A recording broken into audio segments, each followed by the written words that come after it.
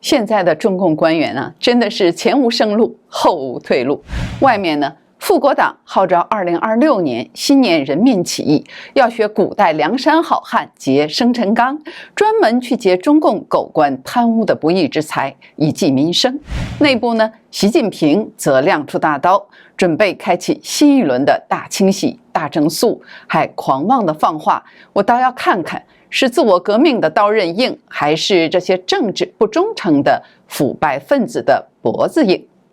官场瞬间变成了刑场。看来2026年，中共官员恐怕将面临建政以来残酷的两难宿命：外面有人民的怒火，里面有政治屠刀。这是不是中共体制的一种末日景象呢？这个时代呀，是强行的把所有的中共官员都拖到了一个十字路口，让你选择是继续做暴政的祭品，还是选择站在人民的一边。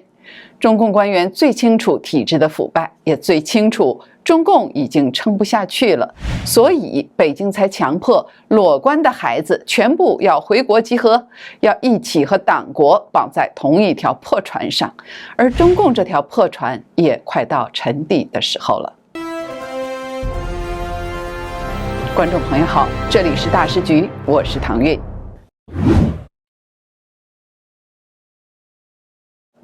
现在中共官员可不好当了。旅澳著名的法学家袁宏斌教授在接受看中国采访的时候透露，根据中共体制内良知人士通报，2025年的11月20日，公安部向中央书记处递交了一份内部报告。这份报告啊，已经由中央书记处转发到了中共的各省部级单位。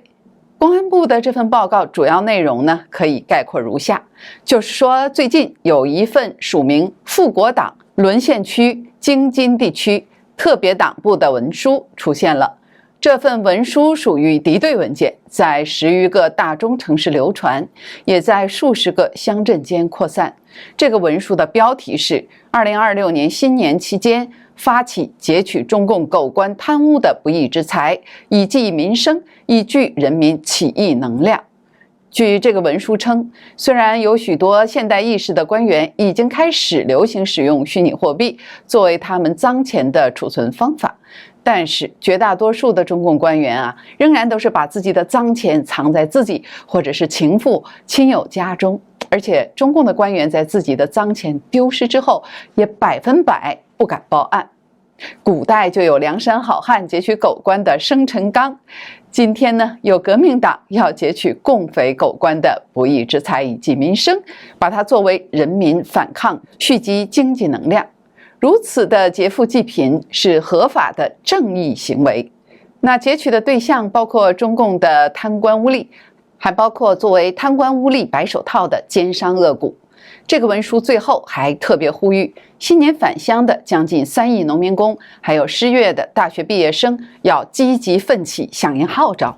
所以啊，中共官员们注意了，2026年过年回家时别太晚，你家可能已经比你先被清零了。民间的情绪已经逼近了临界点，人们不再等待制度改革，而是要自己动手取回被掠夺的财富。人民起义的火苗一旦烧起来，最先被烤的就是那些屋里藏满现金的官老爷们。而且更要命的是，人民太清楚中共官员不敢报案了，这是一种何等危险的信号。人民已经不把中共视为合法政权，但已经把中共官员视为可被清算的对象了。朋友们，接下来是一段工商时间。我们大时局频道会及时追踪各种重大新闻。如果您想翻墙观看我们的节目，我向您推荐一款非常好用的 VPN， 神盾 VPN。我们的团队都觉得这是目前真正值得信赖的安全的 VPN。为什么这么说呢？很多人可能都在用 VPN， 但是传统的 VPN 存在一个问题，它只用一台服务器，资料经过加密传到 VPN 的服务器，然后由同一台服务器发送出去。也就是说，它不但知道你的来源 IP， 也知道你要连去哪里。这就意味着，只要那台服务器有风险，你的整条路径都会被看得一清二楚。而神盾 VPN 呢，采用的是独家技术，双节点 P2P 的加密架构。资料会经过2台服务器传送，第一台只知道你的来源 IP， 第二台只知道你要连的目的地。这2台之间是端对端加密，任何单一节点都没有办法还原整条通信路径，连神盾自己都无法追踪您在网络上的行踪。除了安全，神盾 VPN 的速度和稳定性表现也非常出色。神盾 VPN 可以在全球服务器内自动切换，随时连最近最快的节点，而且一个账号可以在手机、电脑、平板上使用，还可以全家人共享。现在您如果购买2年方案，可以享受65折优惠，输入我们节目专属的优惠码大师局的拼音，再打9折。30天内不满意，我们会全额退款，可以说是无风险试用。建议您赶快点击我们节目下方描述栏的购买链接购买，您的购买是对我们节目的有力支持。就在民间准备动手的时候，官员们躲进了中共的大本营里，就安全了吗？别忘了，习近平正在磨刀霍霍呢。12月1日，中共的《求是》杂志重新发布了习近平的一篇关于自我革命的文章。袁宏兵对此表示，习近平向中共的千万官员再次宣布，他要发起所谓的刀刃向内自我革命，结果不是绝对忠诚，就是血流成河。在文章中，习近平疾言厉色地警告，中共的千万官员自我革命的象征就是假借反腐败之名进行党内大清洗、大整肃，将永远在路上，永远不会止息。他要用霹雳手段震慑违背他意志的官员。习近平要把所有官员的全部权力都关进牢笼，而事实上只有一个看牢笼的狱卒，而这个狱卒就是习近平本人。根据北京官场传言，习近平在最近一次政治局学习会议上杀气腾腾地宣称，对于那些忠诚失节、背叛理想的党员，有一个就惩处一个，绝不手软。我就是要看一看，是自我革命的刀刃硬，还是这些政治不忠诚的腐败分子的脖子硬。中共20大后，政治不忠诚与巨额贪腐的大案如同连环炮般浮出了水面。这些中共官员把用腐败权力榨出的天文数字财富源源不断地送往海外，生怕晚一步就被政权的崩塌波及。中共政权一崩，他们第一时间想到的绝不是效忠，而是跑路。对他们而言，海外的银行账户、海外的房产、海外的家人才是真正的祖国。而这些动作也赤裸裸地揭示了一件事实：中共官员对习近平政权的未来没有任何信心，对他的统治也没有一丝忠诚，只剩下对自己前途的深深恐惧，以及提前跳船的决心。中共官员想提前跳船，哪那么容易？习近平磨好的新刀，第一刀就砍向了中共的裸官。这温柔的一刀，就是看你的孩子愿不愿意回来，跟我党一起沉船。最近的中共官场飘来一股家长群炸锅的味道。全国政协常委会第14次会议刚刚闭幕，官方突然宣布，央行前行长易纲等9名副主任级人物集体下课。外界还以为出了什么大案要案，结果一查才发现，问题不在他们本人，而是在他们的孩子。